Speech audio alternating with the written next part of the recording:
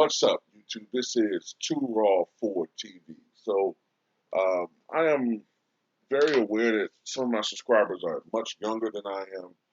So, you may not know who Gilbert Gottfried was. Um, Perhaps you might be aware of his, familiar with his voice. If you ever watched any Disney films, cartoons over the years, you probably have heard his voice. It's sort of this sort of like voice like this, you know. Hey, I'm Gilbert Godfrey, and that, it's kind of like that, you know. Um, his trademark was that voice that talk like this, and you know, I think if I remember correctly, when he first did comedy, the stage lights, he would look directly into the lights and he would squint. But the squinting, face, that became part of his comic persona. But the thing is, his actual voice sounded nothing like that. His actual voice sounded closer to like fucking Jerry Seinfeld on Adderall or something. Like he had a real mellow, calm, soothing voice. It sounded nothing like the Gilbert Godfrey voice that he used when he was talking. Right? It sounded nothing like that. Um, you know, Gilbert, I think one thing a lot of people don't remember about Gilbert Godfrey is that he was a very blue comic. And by the way, if I haven't said this already, Polo Sports was the first one I saw talking about this. I was going to go on there, but unfortunately, I had a phone call, so I wasn't able to talk about Gilbert. But most of my memories of Gilbert Godfrey comes from '80s movies. He was in a lot of '80s movies, usually in like some supportive role, some secondary role, but he usually, was very funny in those roles.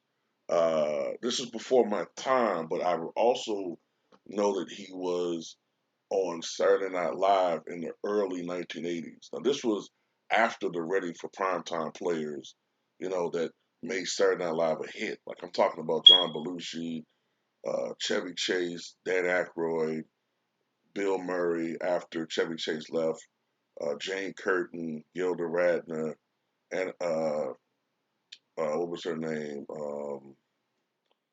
Forget the other chick's name right now, off the top of my head.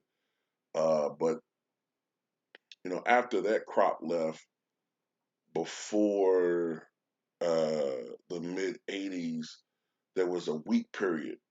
Before Eddie Murphy and that group came, 80, 81, 82, when the show almost got canceled. I think Gilbert was part of that uh, that group, which didn't do very well. Okay, the ratings sucked when Gilbert Gottfried was on there. It has nothing to do with Gilbert. It was just that the overall talent that particular year was horrible. But Gilbert was a very funny comedian. Was he a blockbuster comedian that like Jim Carrey and you know? But he was funny. And one of the things I do remember about him, I think it was 1991. It was either 91 or 92. I think it was 91 when he was. I think he was hosting the Emmys, and he got in trouble because he kept making a lot of masturbation jokes. Because at the time, Paul Rubens, who was Pee Wee Herman, had got caught. I think it was in July, August of '91. He had got caught, at that porn, that adult film uh, theater, doing what people tend to do when they, you know, get a little excited and don't have a partner to relieve them. So he made a lot of masturbation jokes, and he got in trouble for that. He got banned from the network, and look, Will Smith ain't the first time some shit happened. That's why I be like, look, man, y'all need to remember y'all history. There's a lot of bullshit that went down before Will Smith slapped the shit out of Chris Rock.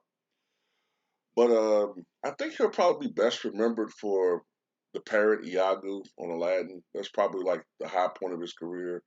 He's done some other voice work. Of course, he was the voice of the duck, the Aflac duck, Aflac, for many years, and he just had a very recognizable voice, a very recognizable voice.